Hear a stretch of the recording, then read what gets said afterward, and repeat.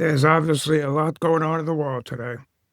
Trump's been busy with Iranian negotiations or lack of negotiations in Pakistan, the uprising in Cuba, the NATO strains, etc. But look, let's not lose sight of other issues important to us that are still under attack, starting with our Second Amendment right to bear arms, which is under attack even more so today. The left think they can sneak things through because we're distracted by other events, don't we? Hey, welcome to O'Reilly's Corner. I'm Mike O'Reilly, and today we're talking about our Second Amendment right. You know, the one they keep trying to erase from the Constitution? Yeah, that one. Let me start by reading you the entire Second Amendment. Don't go anywhere. It's only 27 words. Probably less than the ingredients on organic cereal. Here we go. A well-regulated militia being necessary to the security of a free state. The right of the people. The right of the people to keep and bear arms shall not be infringed. The right of the people, that's me and you. Shall not be infringed. Shall. Not should not be infringed, not could not maybe we shouldn't infringe it. Shall not be infringed. Those words are pretty damn clear. But for decades, you know this, gun control advocates on the left, and some on the right, I'm sorry to say, have been chipping away at this fundamental right of ours to bear arms. And every time there's a tragedy, they use it as an excuse to push for more and more restrictions. Picture two different people for a second. First person wakes up in a gated neighborhood. They walk outside and pass security cameras on the way to their car. They drive to a building with controlled access. Most of their day is spent in places that are secure, predictable, and insulated from danger. Violence is something they mostly see on the news. Now picture someone else. They're closing up a small business late at night. The parking lot is half empty. The streetlights do not cover every corner. The walk to the car feels a little longer than it should. For them, safety is not something they assume. It is something they think about. Now, here is the interesting part. The first person is far more likely to believe nobody needs a gun. The second person is far more likely to believe they might. And that difference right there explains a lot about the gun debate in America. Because for some people, being anti-gun is a luxury belief. Here's what they don't tell you. We don't have a gun problem in America. Wait, what? I'll repeat it. We don't have a gun problem in America. We have a violence problem. We have a mental health problem. We have cultural problems. But we don't have a gun problem. Switzerland has one of the highest rates of gun ownership in the world. Almost no gun crime. Why? Culture, values, community. The problem isn't the gun. The problem isn't the tool. It's the people using, or more accurately misusing, that tool and a system, quite honestly, that fails to stop them. What do you say we bust a few of the myths that the left and the media, terms which are interchangeable these days, repeat constantly? Myth number one. We need common sense gun control. Common sense according to who? Chicago has some of the strictest gun laws in the country and some of the highest gun violence. California has every gun control law that the left ever wanted, and they still have mass shootings. Meanwhile, constitutional carry states, where you can carry without a permit, have lower rates of gun violence than both of them. Go figure. Gun control doesn't work because criminals don't follow the law. I mean, that's why they're criminals, right? Myth number two. Assault weapons are the problem. We have to ban AR-15 assault rifles. First of all, assault weapon is a made-up term.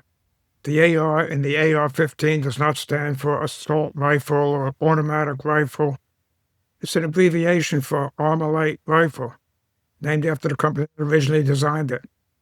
The AR-15 is a semi-automatic, I mean, you know this, semi-automatic rifle that functions exactly like any other semi-automatic hunting rifle. It just looks scarier. Secondly, Rifles of all types account for less than 3% of gun deaths. 3%. More people are killed with hammers and baseball bats than with rifles. Maybe we should ban hammers. Handguns are used in the majority of gun crimes, but the left focuses on AR-15s because they're politically easy to demonize. What you're about to watch are the 5 reasons you need an AR-15 that I did in conjunction with the USCCA. Anytime you have a conversation about guns in this country, this question will inevitably come up. Why does anyone need an AR-15? Most people who ask this question are asking this question honestly. However, everyone else who asks this question are asking the question dishonestly because they know the Second Amendment is part of the Bill of Rights and not the Bill of Needs. So they know there isn't a need requirement for which gun you can use under the Second Amendment. That said, this question comes up pretty often. So for the people who are genuinely asking the question, why do you need an AR-15? I'm going to give you 5 reasons. You need an AR-15 to defend against break-ins with multiple suspects. If you knew that 4 guys with guns were going to break into your home or business and try to brutally murder you and your family, which gun would you pick to defend yourself? A handgun or an AR-15? If you said the handgun, you're a liar. If you said the AR-15, you just made my point. The AR-15 is the best gun to use against multiple armed intruders who are trying to kill you. There is a pistol on the counter, but when the store owner saw what was developing outside, he went to the back room for a rifle. I saw guys outside with guns, and they were wearing hoodies and summertime, and that's where it started. It's about 4 a.m. A stolen minivan charges into the reinforced front door. Someone driving a minivan, 3 guys charges to the door, so it was a lot of guys out there, like I said. So I believe that they would have gone through the door, I would have been dead. Muir fired several rounds at intruders trying to break into the store. When it comes to dealing with multiple suspects, the AR-15 hands down is the equalizer. Myth number 3. We need universal background checks. You've heard this before. We already have background checks. Every gun purchased from a licensed dealer requires federal background checks through the NICS. What they really want is a registry, a list of who owns what guns so they can eventually confiscate them. And here's the reality check that everyone knows. The vast majority of criminals don't get guns through legal sales. They steal them. They buy them on the black market. Maybe they get a straw buyer. More gun laws won't change that. The data in Chicago and California alone bear that out. And myth number 4, and this one really gets to me. No one needs an AR-15 for hunting or self-defense. These boys, that we now know as the Founding Fathers, didn't just come back from a hunting trip. They came back from fighting a vicious war. The Second Amendment isn't about hunting. It's about protecting yourself from tyranny, both foreign and domestic. And besides, AR-15s are excellent for home defense. They're accurate, easy to use, and they have less overpenetration than a shotgun or a handgun. Women especially prefer them because they're lightweight and low recoil. And finally, most importantly, you don't get to decide what I need. This is America. I have the right to own firearms, and I don't need to justify that to anyone. It's in my Constitution. But look, it's easy to come up here and go on a rampage about gun control as I just did. But if more gun control isn't the answer, what is?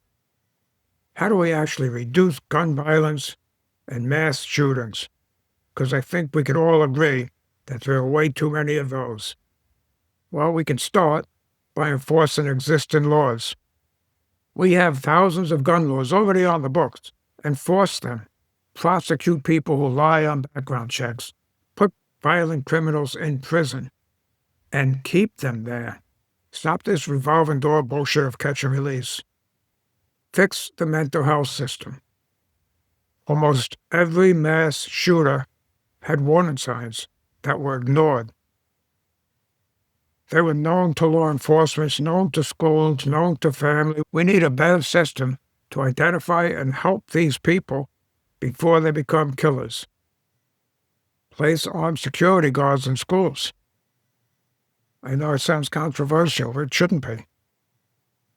We have armed security guards protecting banks, politicians, celebrities, courthouses. Why not our children? After Parkland, the Broward County Sheriff admitted, this is in Florida, admitted they received 45 calls about the shooter. 45 calls. And did nothing.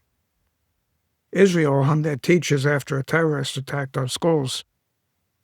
They haven't had a school shooting since. That's not a coincidence.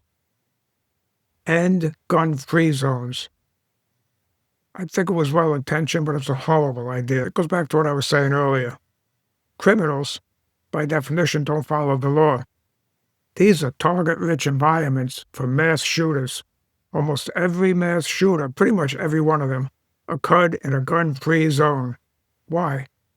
Because these shooters are cowards who want easy victims. And finally, promote responsible gun ownership. Education, training, safety. These are crucial. The more law-abiding citizens who are armed and trained, the safer we all are. I'm going to repeat that. The more law-abiding citizens who are armed and trained, the safer we all are. I'm sure I'll get pushback from that, but those are the facts. Let me close with this. As I said, the Second Amendment isn't about hunting or sport shooting. It's about nothing less than your freedom. The Founding Fathers who had fought a war against a tyrannical government understood that an armed populace is the ultimate check on government power. That's why the Second Amendment is right after the First. Every tyrannical regime in history, Nazi Germany, Soviet Russia, Communist China, Castro's Cuba, they disarmed the population before committing atrocities. Every single one of them. Because after being disarmed, there wasn't a damn thing that anyone could do about it. When politicians tell you to turn in your guns for safety, what they're really saying is, trust us. We'll be in charge of power. We'll protect you. History says that's a bad idea. I'm telling you that's a bad idea. You already know that that's a bad idea. So teach your children about responsible gun ownership and the importance of this right. And when someone tells you we need more gun control, educate them. Share the facts. Don't let them use emotional appeal to overwrite your constitutional rights. Your right to defend yourself, your family, and your freedom is not negotiable. I know mine isn't. Stay armed, stay free. God bless America. This is Mike O'Reilly on O'Reilly's Corner. Hey, listen, thanks for stopping by. Hope you guys enjoyed being here as much as I enjoyed having you. And if you would, on the way out the door, just smash that like and subscribe button. This really helps a lot, and I appreciate it. Thanks again.